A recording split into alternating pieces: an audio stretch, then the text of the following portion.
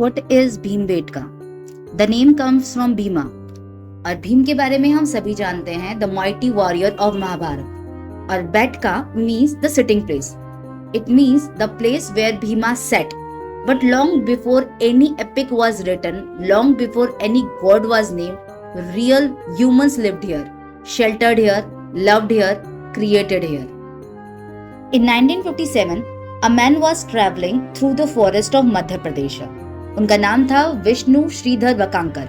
He was on a train looking out of the window and something caught his eyes. Rock formation.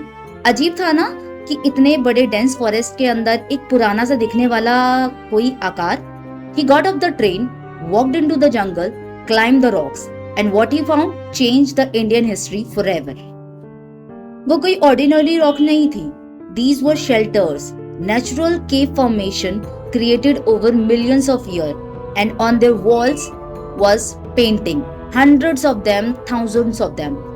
Red and white and yellow ochre painted by humans hand spread across 5 hills.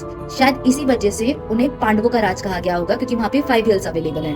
A UNESCO World Heritage Site since 2003 and one of the most important archaeological site in the entire planet.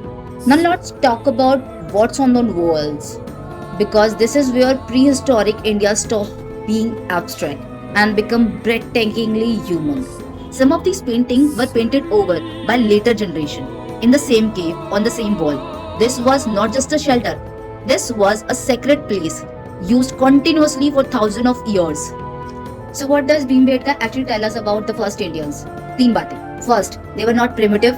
They were sophisticated observers of the natural world with a developed aesthetic sense. Second, they lived in community. The painting show groups, hunting together, dancing together, existing together.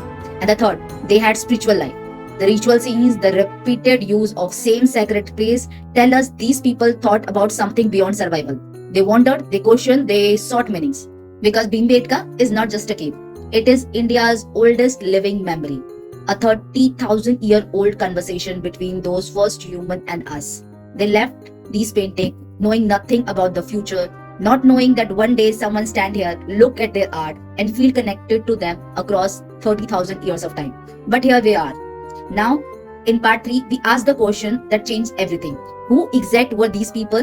Where did they really come from? And what does modern DNA science tell us about the true origins of India? And the answer will surprise you. Stay connected. Thank you.